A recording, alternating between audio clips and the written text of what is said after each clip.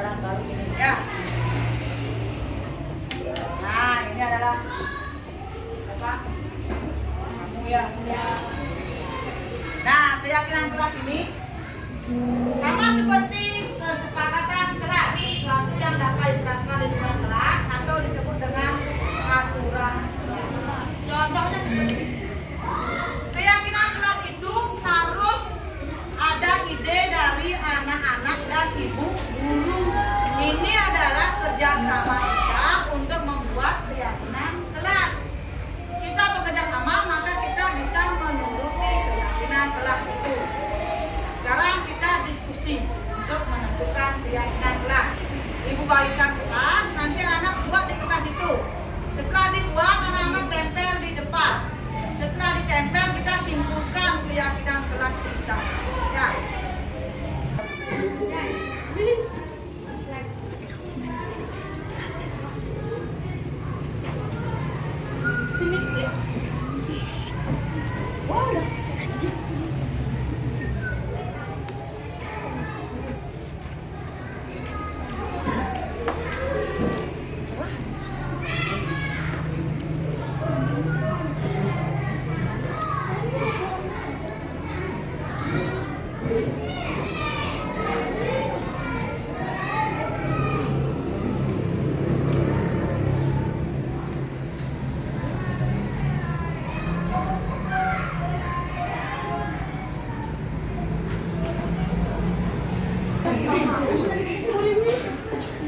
Ayo Kirana, ayo melawan.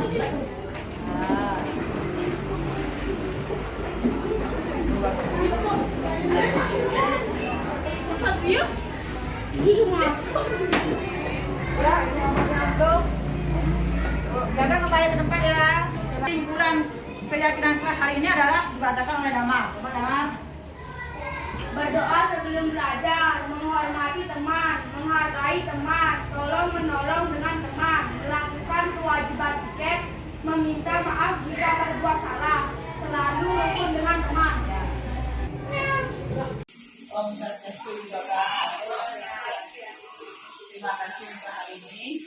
Hari ini saya akan menjelaskan tentang atau menjelaskan tentang keyakinan kelas.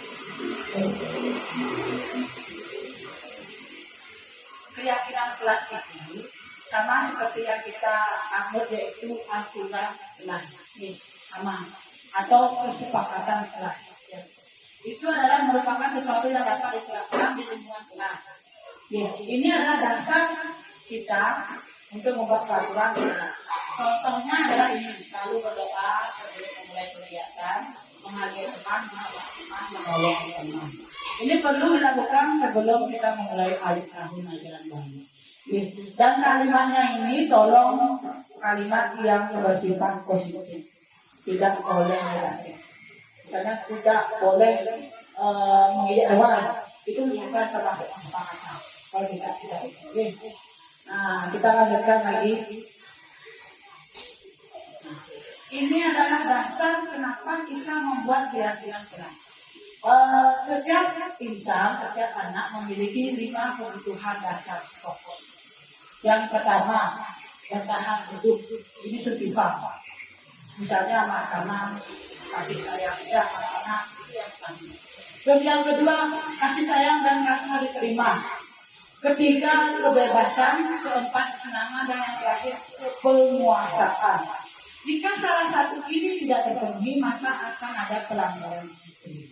Misalnya, Dimas, yang rasa dia kasih sayang dan rasa diterima belum terpenuhi, makanya dia membuat masalah di kelas. Contoh seperti itu. Misalnya di rumahnya orang tuanya cerai, bisa broken home, seperti itu. Jadi anak-anak itu melanggar disiplin di sekolah. Terus selanjutnya, nah, untuk mengontrol anak-anak yang melanggar disiplin, kita memiliki 5 posisi kontrol. Mungkin Bapak Ibu pernah mendengarkan hal ini ya. Yang pertama, penghukum. Penghukum itu yang saya amati sering saya lihat.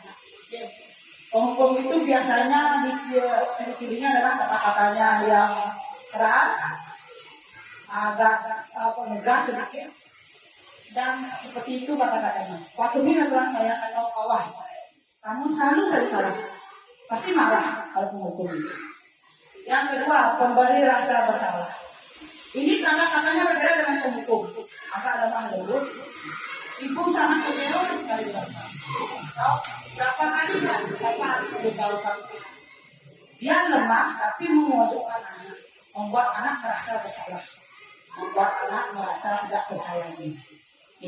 Yang ketiga, sebagai teman. Nah, ini teman kadang-kadang sama dengan pemberi rasa bersalah, lemah lembut. Kita bersikap sebagai teman bagi anak yang melanggar disiplin. Ayo bangunlah demi bapak. Ayo ingat tidak bantu rasa seperti. Ini negatifnya adalah anak itu hanya mematuhi kita, saya saja misalnya, tidak mau mematuhi guru yang lain. Itu negatifnya. Yang keempat, pemantau. Ini berdasarkan data yang akurat.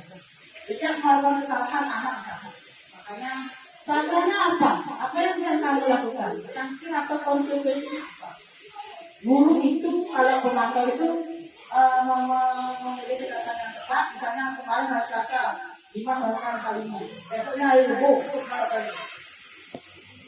Tidak dicapai setiap bulannya.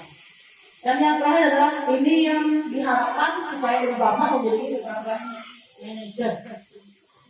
Sebagai manajer, ini kata-katanya seperti pemberi rasa bersalah, seperti teman, lemah lembut, dan mendekati anak. Apa yang kita yakini? Apakah kamu meyakininya? Jika kamu memperbaiki hal ini, menunjukkan apa tentang dirimu. Apa rencana kamu untuk memperbaiki diri sendiri? Jadi di manajer ini, anak diajak untuk berpikir kembali. Apakah peraturan kita yang di awal keyakinan keras itu yang diketahui atau tidak, itu dikembalikan lagi. Setelah itu, kalau sudah dia sadar, apa yang akan dilakukan supaya tidak terulang lagi. Inilah yang paling sulit dilakukan. Yang sering kita lakukan yang itu, mengukur. Saya merasa sendiri seperti itu. Yang diharapkan adalah sebagai manajer. Jadi mudah-mudahan setelah ini kita bisa sebagai manajer. Yang terakhir, segitiga restitusi. Ini adalah untuk menumbuhkan budaya positif, disiplin positif, supaya anak tidak melanggar peraturan lagi. Dalam segitiga restitusi itu ada menstabilkan integritas, ada validasi dengan yang salah, dan menanyakan keyakinan. Ini sama seperti manajer. Yang pertama menstabilkan integritas. Misalnya si anak melapor, Bu, saya tadi didenda. Kita stabilkan dulu dia. Oh ya, mungkin kamu merasa benar jika didenda balik. Saya benar tadi kalau saya tidak boleh lagi dia. Dia benarkan dia tindakan dia. Setelah membenarkan validasi, sudah dibenarkan, lalu kita ajak dia untuk mengatakan apakah itu hal yang bagus atau tidak. Kalau bagus, itu kan tidak ada masalah. Kalau tidak bagus, berarti ada yang diperbaiki. Apa yang diperbaiki? Itulah namanya menanyakan keyakinan. Ini intinya anak supaya merasa bersalah. Kita merasa bersalah, perbaiki supaya kita bisa diterima oleh kelompok itu lagi. Oke? Itu segitiga restitusi. Nah, ini adalah contoh dari keyakinan kelas. Keyakinan kelas 6B, berdoa sebelum belajar, selalu bersikap sopan, menghormati teman, menghargai teman, tolong menolong dengan teman dan sebagainya. Nanti kalau ini tidak boleh bertengkar, tapi boleh berdekat di sini dia selalu duduk dengan tidak boleh mengejek, berarti yang ini sekali bersikap sopan. Kita tekankan kalimat yang positif. Tidak boleh menentang teman. Yang mana mau oke. Sekian dulu. Nah, ini harus sedikit. Nah, sekian dulu. Saya rasa ibu bapak bisa menerapkan di kelas masing-masing. Oke. Yang akhiri dengan para pesantin.